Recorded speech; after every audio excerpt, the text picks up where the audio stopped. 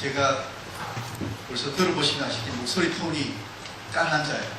그래서 딱 졸리는 시간에 제 목소리 들으시면 졸리시는 건 당연하니까 조셔도 상관없습니다. 예전에 과외, 대학간에 과외할 때 항상 제가 가르치던 학생들이 졸았던 기억이 납니다. 그러니까 편안하게 들으시고요.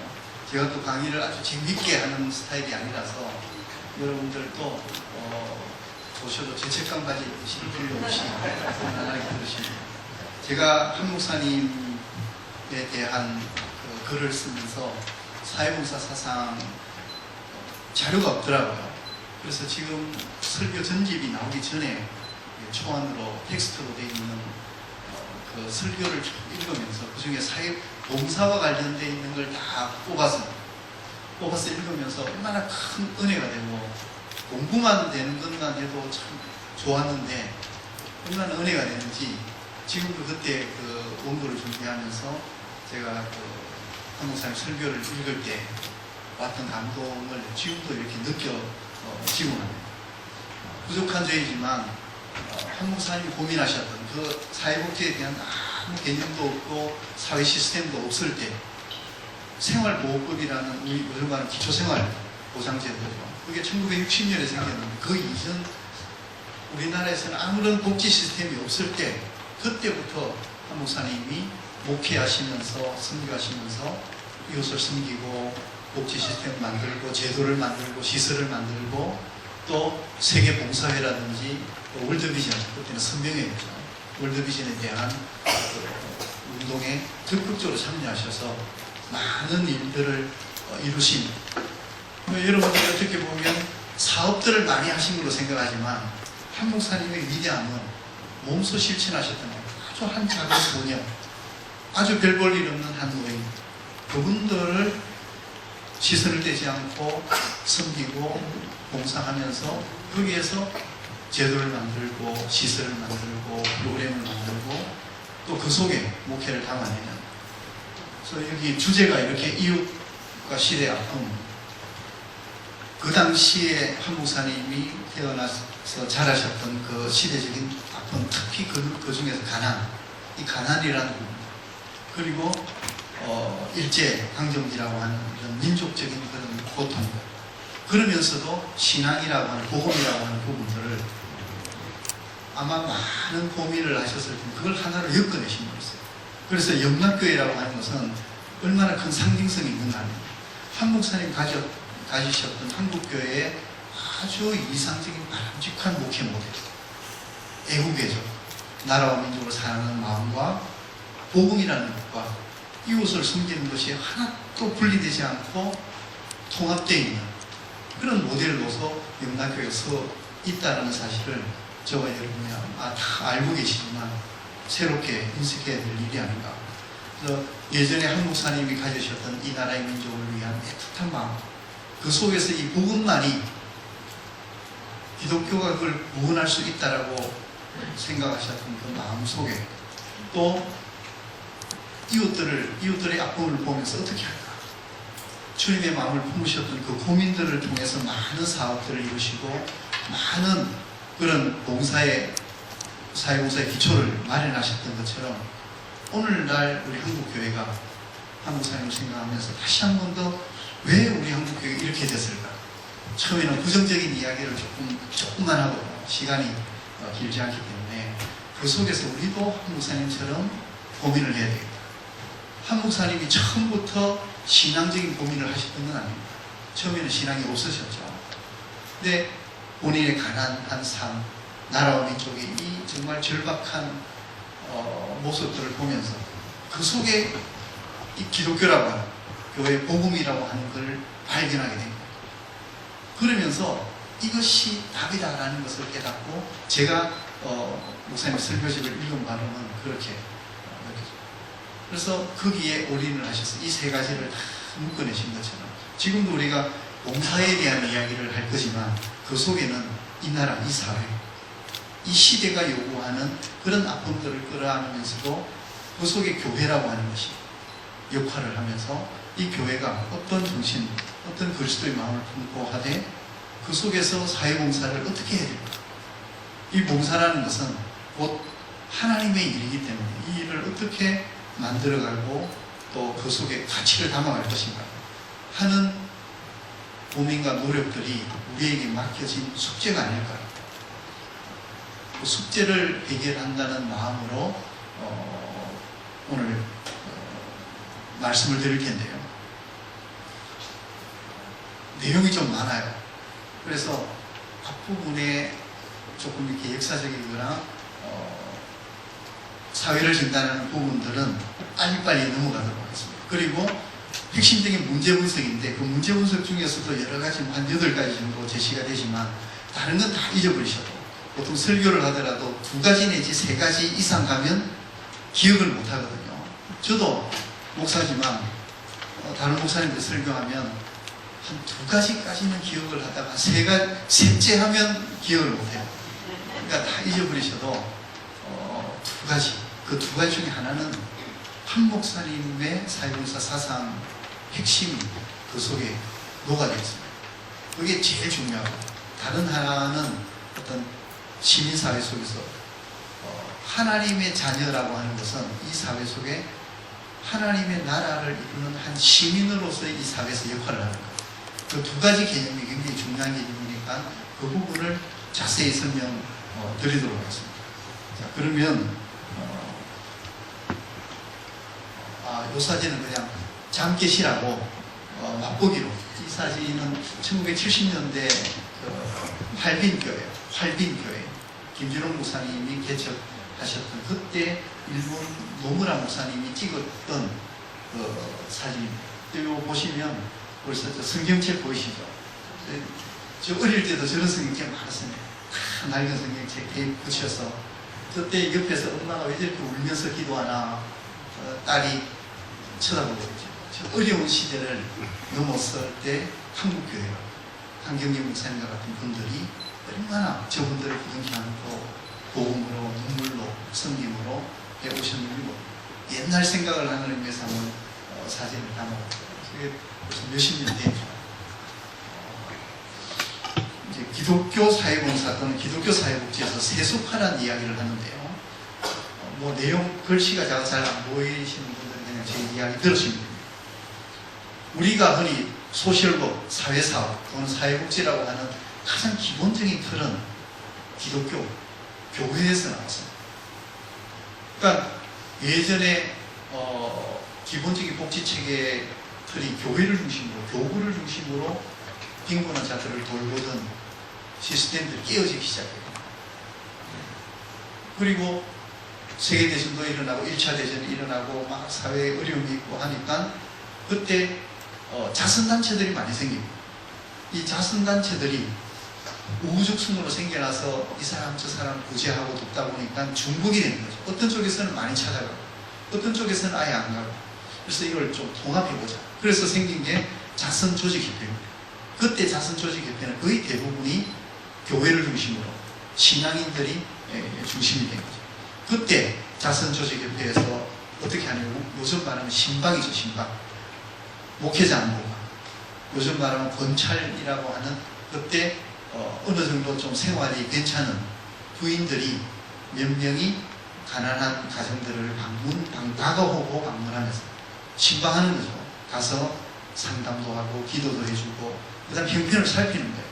어디서 지원받는 게 있느냐, 식구가 몇 명이냐, 어느 정도 재정이 필요하냐 이런 것들을 조사해서 협회 쪽에다가 알려주면 거기서 다양한 자선단체들이 통계가 나오는 거예요.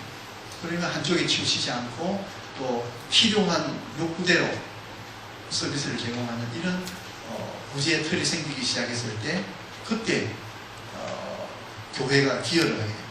그때 방문을 할 때 목사님들이 가서 기도해주고 상담하고 했던 것들이 소셜work 쪽에서 그 케이스웍이라고 하는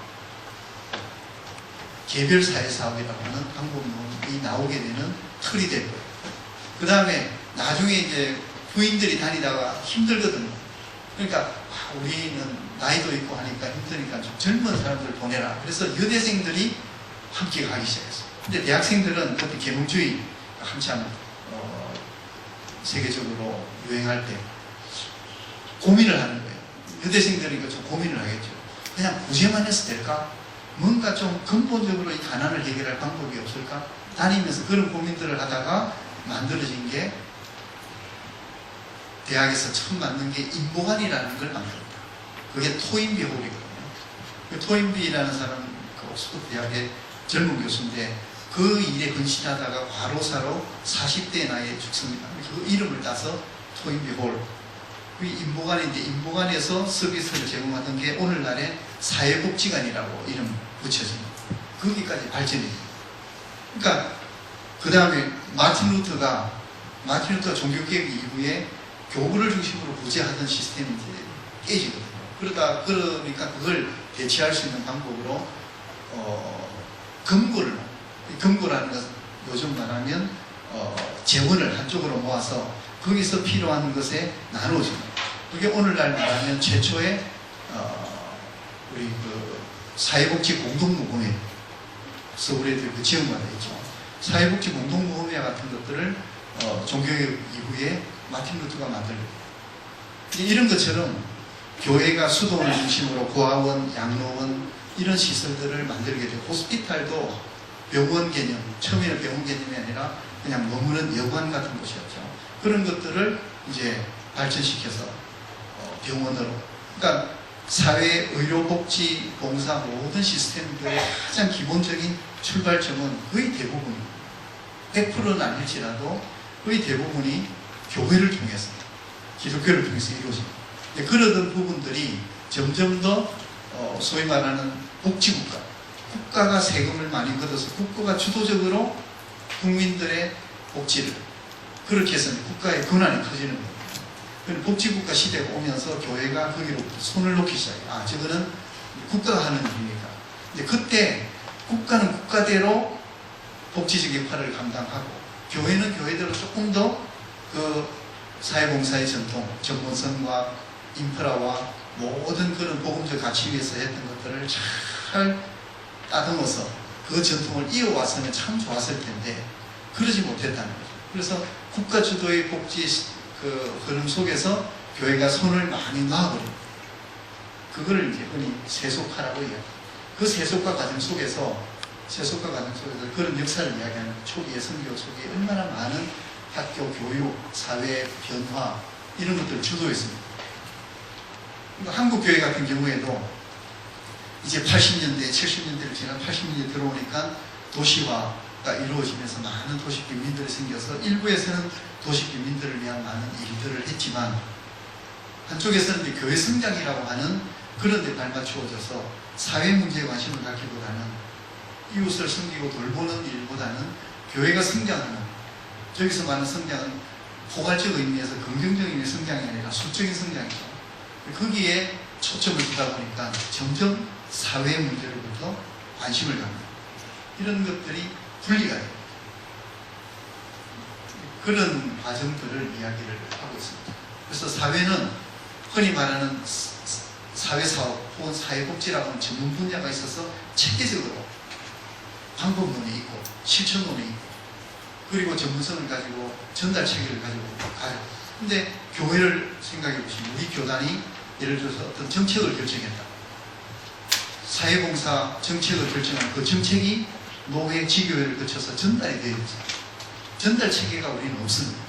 그러니까 뭔가를 하려고 해도 개교회까지 우리 교단이 추구하는 사회봉사의 방향이나 사회선교의 방향이 구현이 되기가 어렵다는 거예요. 그러나 사회에서는 이미 국가나 지자체에서나 사회복지 전문 분야에서는 그게 다 틀이 갖춰져서 그러니까 교회를 볼 때 교회가 모든 기본적인 토대를 마련하고 이때까지 헌신하고 해왔고 그리고 여러분들 그 사회복지의 역사를 보시면 초창기 60년, 70년, 80년 우리나라의 그런 그 단체들, 외원 단체들이 자립을 할 때까지 거의 90% 이상을 기독교가 담당을 합니다. 전체 시설장들 중에서도 90% 이상이 기독교인으로 구성이 됩니다. 운영하는 주체도 그렇고. 근데 그러던 부분들이 점점 이제 멀어지게 되고 달라지게 되었다는 거죠. 그러니까 이런 과정 속에서 한국 개신교는 많이 성장했음에도 불구하고 이웃을 섬기고 봉사하는 이런 부분에 있어서는 아주 초보적인 수준. 머물렀다. 마음은 있죠. 복음의 가치라고 하는 이웃을 사랑하는 마음은 있지만 그것을 실제로 사회의 발전에 발맞추어서 그걸 구현할 수 있는 이러한 것들을 갖추지 못했다는 것. 그러다 보니까 한참 전에 발표지만 여기 보시면 기독교 한국교회 관련 신뢰도가 최악의 개선이 되지 않습니다. 특히 비개신교인의 신뢰도는 훨씬 더 낮죠. 신뢰하는 정도가 아주 파란색 보이죠. 약간 신뢰한다도 저들밖에 안 돼요. 그러니까 이런 과정 속에 우리가 복음을 전했을 때 과연 저들이 우리가 전하는 복음을 믿겠느냐. 근데 한목사님은 복음이라는 부분들을 통합적인 말로서 전해지는 것과 삶으로서 보여지는 것을 분리하지 않으셨어요. 그러니까 목회를 해도 그런 삶을 사시면서 설교를 하셨고 목회를 하셨거든요. 그게 나를 사랑하는 길이라고 보셨습니다. 넘어가겠습니다. 네,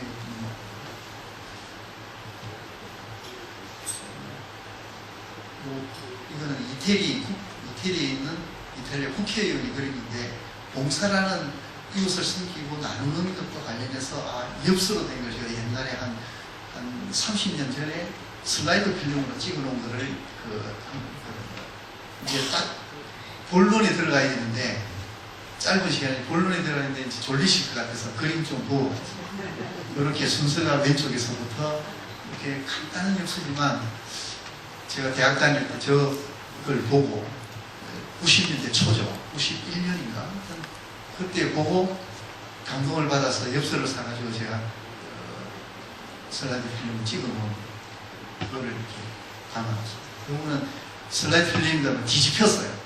이게 잘못 스캔을 잘못 받아서 그래서 순서가 물음표 끝으로 되어 있죠. 제 오른쪽 맨 위에서부터 이렇게 가면 한 사람이 고민하는 것들이 어떻게 나누어지고 비워지는 이런 재밌는 그림을 볼 수 있고 이건 참 단순하지만 아이디어가 좋구나.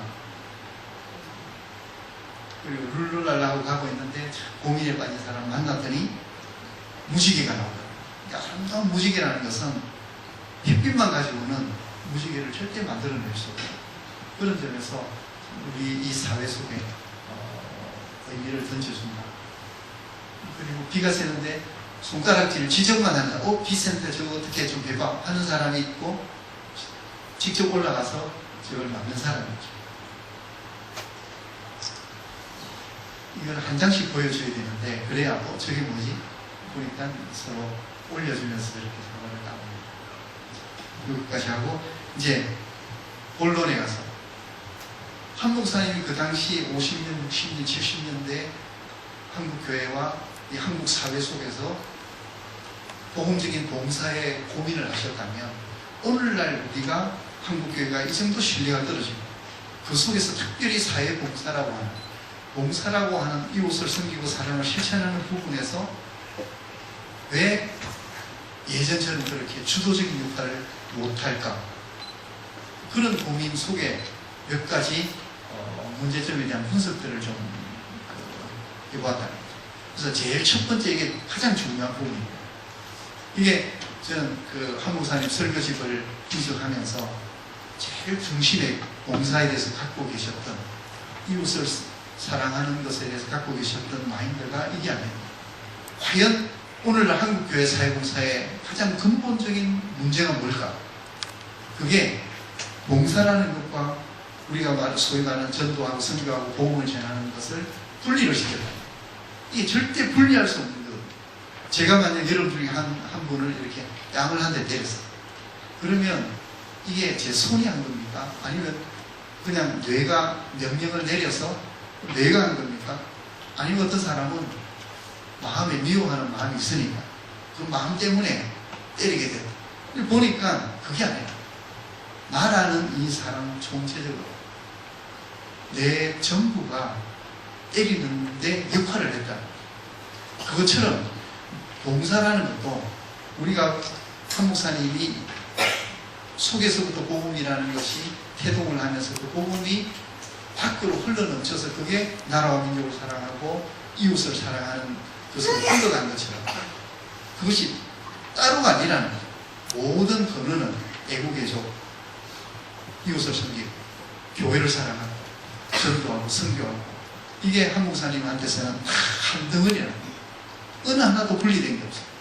근데 우리는 사도행전에 우리가 흔히 많이 하는 사도들이 7의 집사를 뽑아가지고 우리가 굳이 우리가 전도하고 설교하는 일에 전력할 테니까 그 7 집사가 이제는 굳이 하는 일을 담당해라. 그러니까 복음 전하고 뭐 설교하고 예배드리는 게 우선이다. 그런 의미가 아니거든요. 오히려 이걸 전문화를 시켜서 굳이 하는 일을 보다 더 전문적으로 성령과 믿음이 충만한 7 집사를 택해서 보다 더 최초의 어떻게 보면 기독교 사회복지사, 그분들로 하여금 전담해서 전문 능력으로서 봉사를 맡긴 집사직. 이제 그런 점에서 이 둘은 분리되지 않는다. 그래서 우리가 하나님의 복음을 전한다, 주님의 복음을 전한다라고 할 때는 글로서 이제 말로서 복음을 전하지만 복음이 뭔지를 보여주는 그 자체가 복음이에요. 그래서 예수님이 이 땅에 안 오시고 말씀으로 해도 될 텐데 와서 직접 병자들을 고치고 발을 닦고 섬기고 가난한 자들, 병자들, 죄인들 함께 하면서 그들과 똑같이 하셨잖아요. 보여주신 거예요. 이런 점에서 이웃을 사랑하고 섬기고 나누는 것과 복음 전하는 것이 분리되지 않아요. 이 생각을 가지면 우리가 노인시설, 장애인시설 가서 빨리 하는 것도 그냥 어려운 분들을 도와준다라가 아니라 이거 복음이구나, 복음을 실천하는 겁니다 라고는 생각으로 봉사를 할 때 복음이 회복되고 복지 활동을 할 때 그것이 곧 그분들의 명을 살리고 복음이 무엇인지를 보여주는, 이 둘이 함께 한 덩어리로 가야 된다. 그렇지 못한 부분 때문에 어떻게 보면 사회봉사라는 것이, 이웃을 섬기고 사랑하는 것이 교회 복음이라는 또는 전도나 선교하고 뭔가 조금 어느 게 우선순위에서 밀려나는, 그러다 보니까 문제가 생겼다. 그 다음에 두 번째는 교회론의 문제. 교회라고 하는, 우리가 존재양식이라 그러면 저기 김 목사님 딱 끝나는 시간을 강의는 몇 시까지 끝나는 거죠? 예, 제가 시계를 보면서 했습니다. 그러니까 교회가 뭐냐, 교회가 뭐냐라고 했을 때 이 교회론, 교회관, 교회는 존재양식은 그 중에 하나라도 없으면 존재할 수 없는 용어가 존재양식입니다. 그러니까 우리가 캐리그마, 디다케, 디아코니아, 코이노니아 이런 거를 우리가 교회의 존재양식이라고. 근데 그 중에 하나라도 없으면 존재양식은 존재할 수 없는 거예요.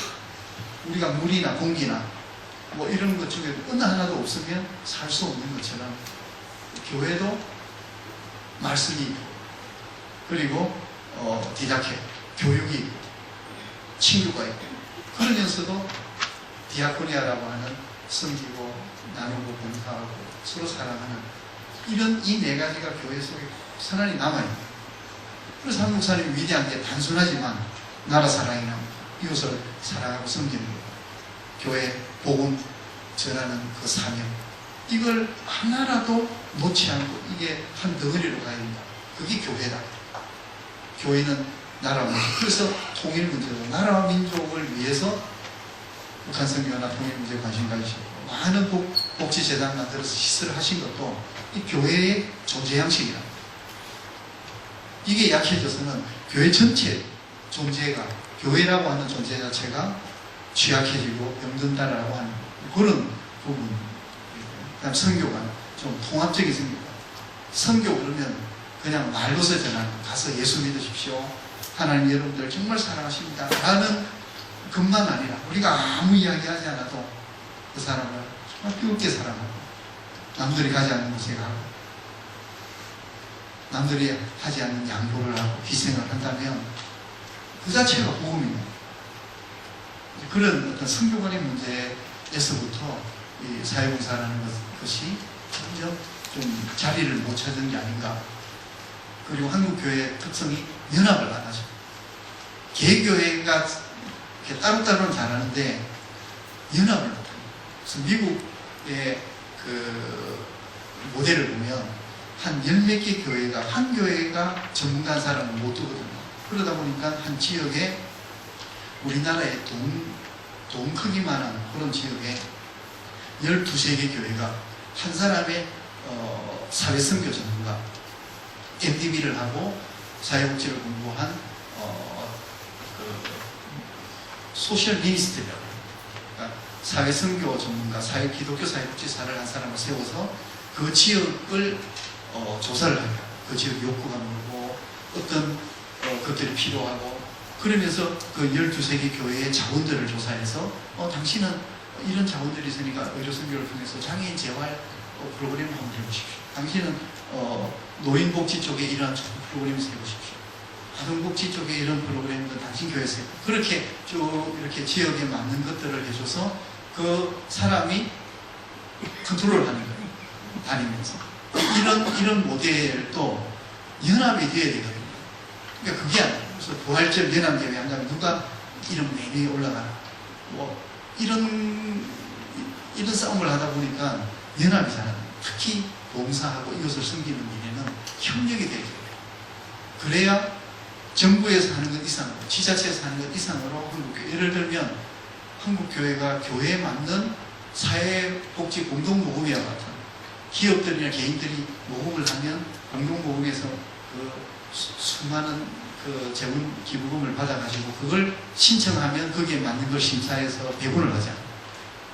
아니, 기독교에도 그런 그 루트도 만들었는데, 그러니까 한국교회가 그런 걸 만들어 놓으면 교회에서 프로그램을 할 때 그런 것들을 이렇게 심사를 해서, 심사하는 게 중요한 게 아니라 그러면서 컨설팅이 돼요.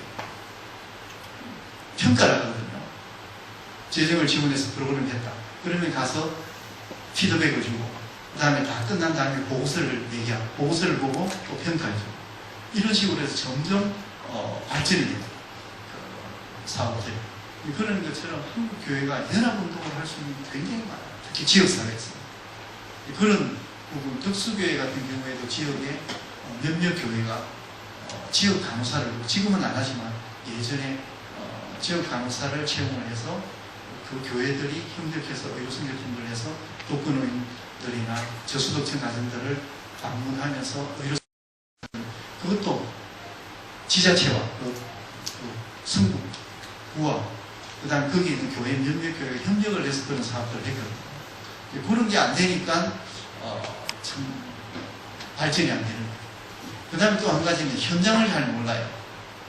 목사님들이, 한 목사님은 달랐죠. 워낙 바닥에서부터 목회를 하셨기 때문에 어려운 분들의 형편과 지지를 누구보다도 몸소 경험하셨으니까 다 잘 아는데, 요즘은 저도 목사지만 현장을, 목사님들이 그 지역사회 현장 바닥에 돌아가는 걸 잘 모르세요. 왜냐하면 워낙 바쁘니까. 현장을 모르면 뭘 어떻게 해야 될지 몰라요. 그래서 교회가 현장을 알아요.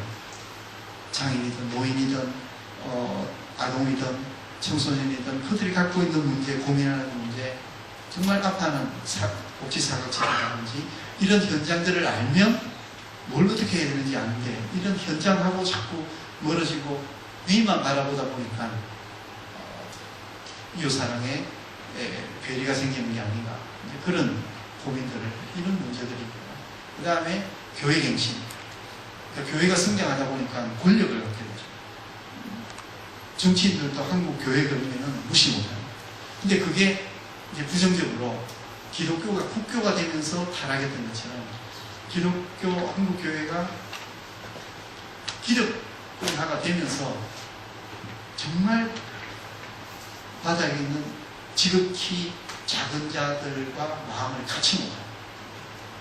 한 목사님 그렇지만 예수님도 철저히 지극히 작은 자들과 함께 하셨고, 그런 부분에서 교회가 너무 지나치게 기득권화되다 보니까 그런 부분에서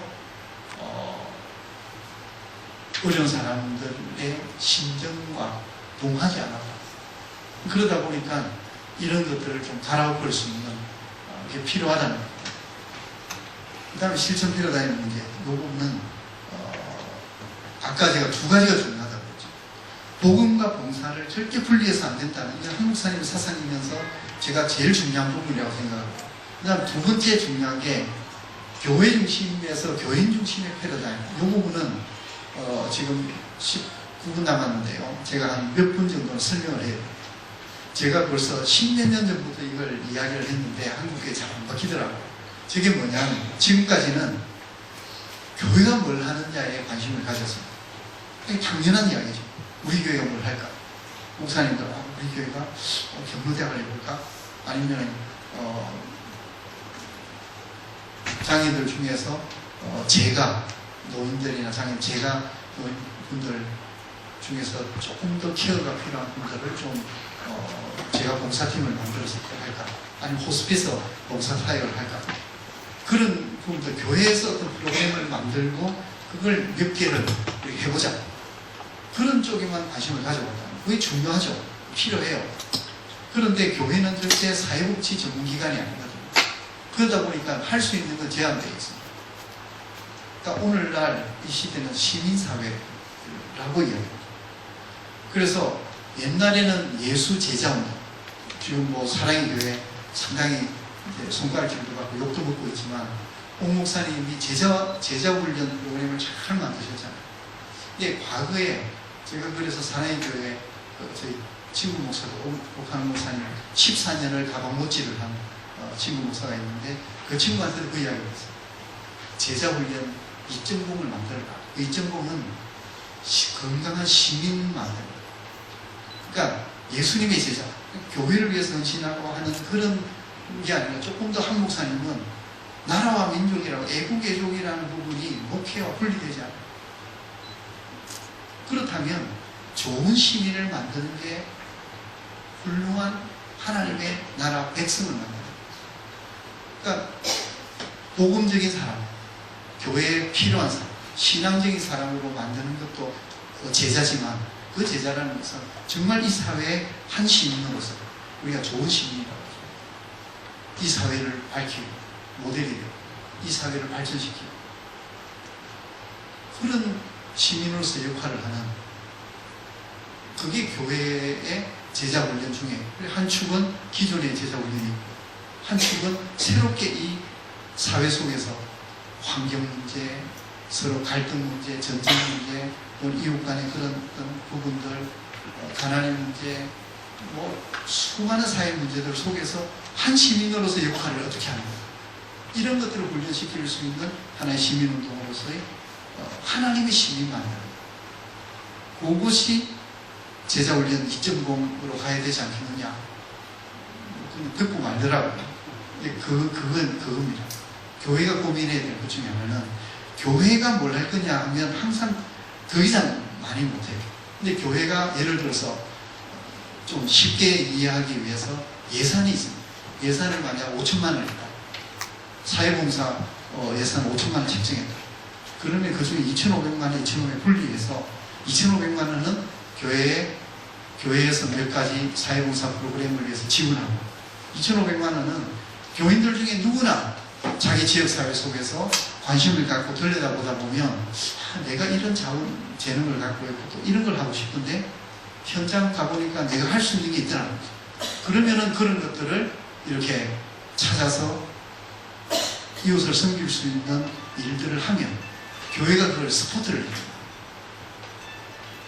그런 데 관심 있는 사람들을 모아주기도 하고 한 대여섯 명, 니네 비슷한 일을 하면 그러면 한번 모여서 니네가 팀을 구성해서 이 일을 제대로 한번 해봐라. 그리고 목사님들 한 번씩 가서 기도해주고. 그런데 그게 좀 제대로 잘 되겠다 싶고 또 뭔가 재정적인 지원이 필요하다 싶으면 초기에 조금 재정적인 지원도 활동비도 주고. 근데 그 중에서 정말 잘 되겠다 싶은 데는 적극적으로 밀어주면 한 교회에서 하는 것보다 월드비전이나 굿네이버스처럼 위대한 어떤 시민단체나 그 복지단체를 그 한두 사람이 할 수도 있어요. 공부의 신이라고 대학생들 몇 명이 엄청난 그런 그 사업체를 만들기도 했죠. 몇 사람이에요, 대학생들.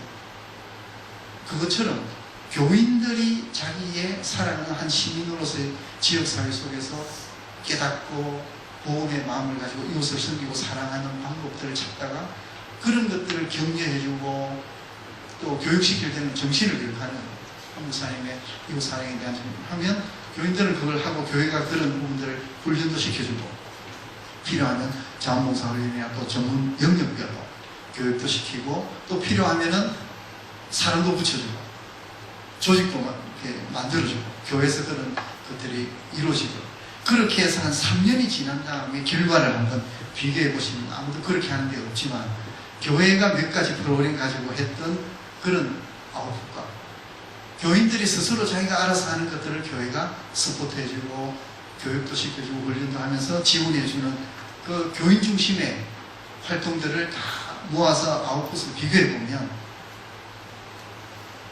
모르긴 해도 제 예측으로는 아마 3배, 4배, 5배 그게 시간이 흐르면 훨씬 더 커지죠. 그러니까 대부분 목사님들이 내 머릿속에서 우리 교회는 이거 해야 되겠다.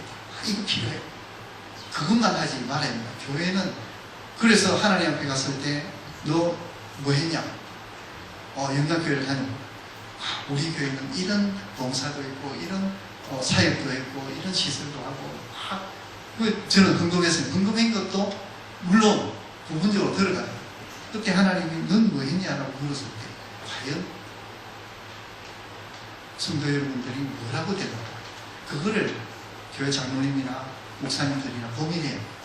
만약 우리가 사회봉사 이렇게 열심히 하는데 과연 그렇다고 해서 우리 교인들이 하나님 앞에 섰을 때 하나님이 너 이웃을 위해서 뭐 했느냐라고 물었을 때 교회가 뭘 했다라는 것 말고 내 스스로가 뭘 했다라고 이야기 못하고 우물쭈물한다면 교회 책임이라. 그런 점에서 교회 중심의 패러다임 발전시키는 것과 함께 이제는 한국 교회가 살려면 교인들이 스스로 한 시민으로서 이 사회를 밝히고 따뜻하게 만들고 상처를 보듬어 줄 수 있는 것들을 스스로 알아서 할 수 있는 걸 격려하고 돕고 지원하고 키워주고 성장시켜주는 이게 비슷한 것 같아요. 다릅니다. 그런 부분들이 되어져야 시민사회라고 오늘날 이 사회 패러다임을 맞는 하나의 기독교 사회봉사의 모델이 아닐까. 문제를 하면서 제안도 했기 때문에 이제 조금만 더 하면 끝납니다. 그 다음에 교회 사회봉사 차별성. 그러면 일반적인 사회복지원 혹은 자원봉사, 교회에서 하는 사회봉사, 유사 뭐가 다를까? 오히려 체계적으로 학문적인 체계나 실천 체계 시스템은 일반 사회복지가 더 낫죠.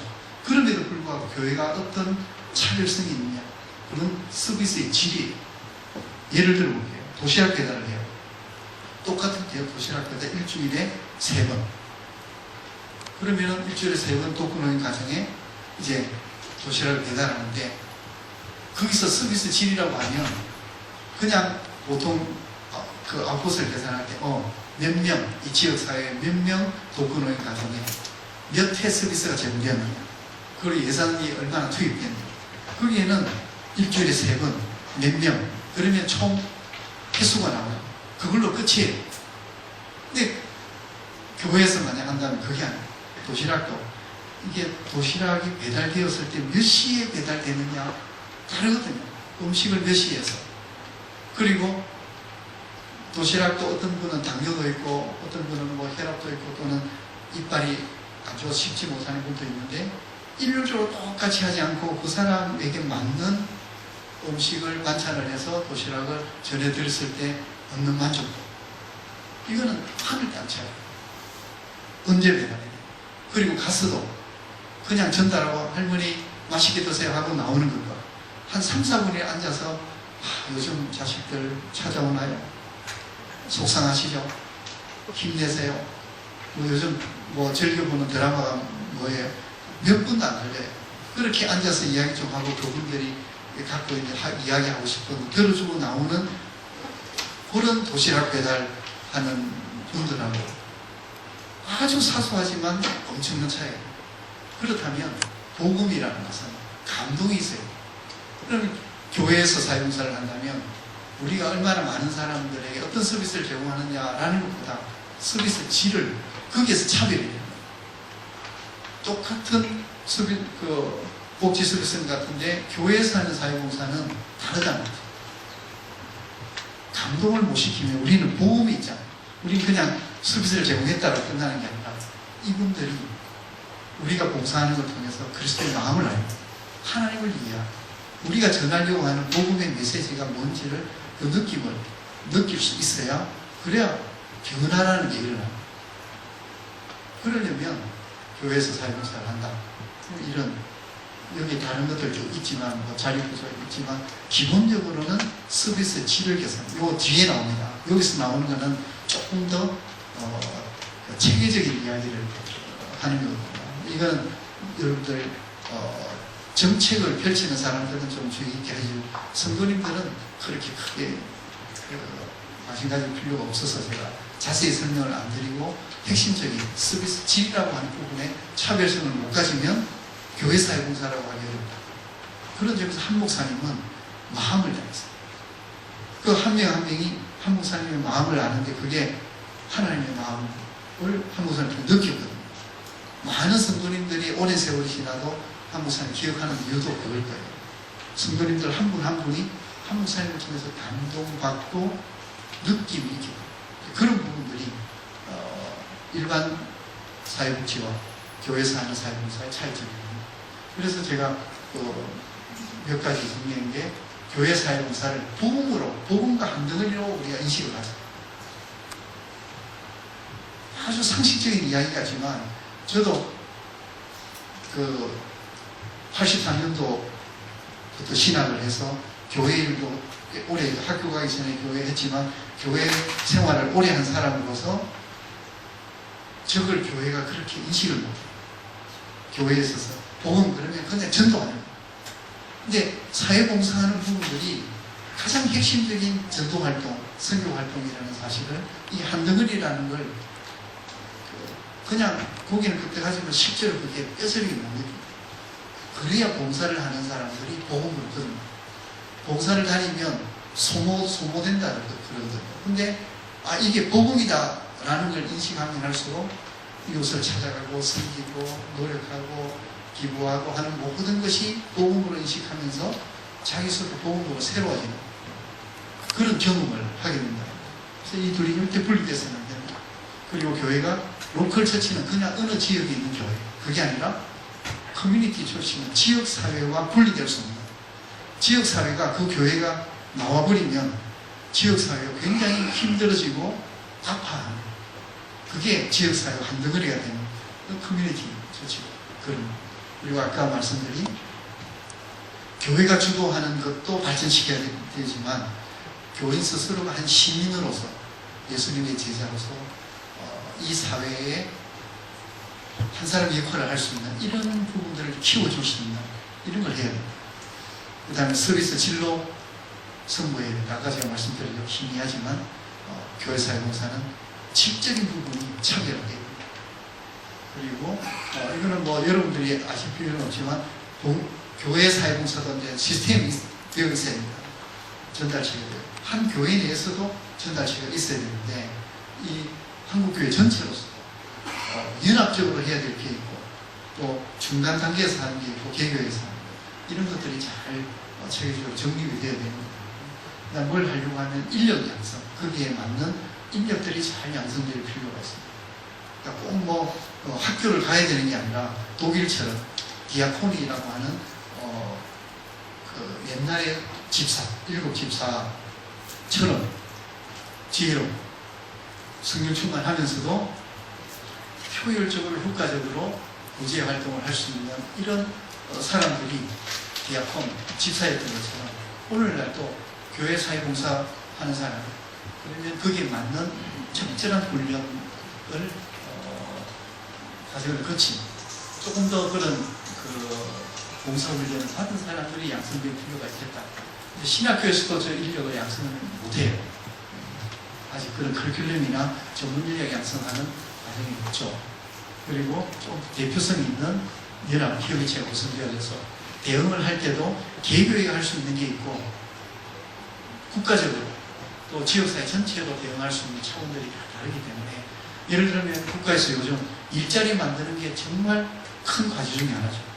그러면 노인 일자리 못 만듭니다. 근데 한 교회가 한 일자리만 만들자 전국 교회가 결의를 해요. 뭐 아주 작은 교회는 못하더라도 적어도 200~300명 그 교인들 중에 우리 정비한 사람 기왕이면 우리 교회에서 하는 노인 일자리 만드는 거에 이거를 하자. 뭐 그렇게 하면 예를 들어서 한 5,000개 그 한국교회 전체로 만들었다. 이 5,000개 일자리를 만들었다 그러면 한국 노동계 복지계가 깜짝 놀랍니다. 수억을 들여도 수십억을 들여도 못하거든요. 이거는 예를 들면 뭐 그게 좋다 나쁘다를 떠나서 좀 더 한국 교회가 협력하고 연합적으로 가는 그런 부분도 필요하다. 개교회에서는 개교회대로 또 상행이지만 이런 것들을 조금 전반적으로 제가 정리를 했습니다. 그래서 한 4분 정도 남았는데요. 마지막으로 이제 마무리하면서 제가 짧게 기도하고 끝내려고 합니다. 끝난 다음에는 질의응답 안 하셔도 괜찮습니다. 꼭 해야 되는 거 아니에요.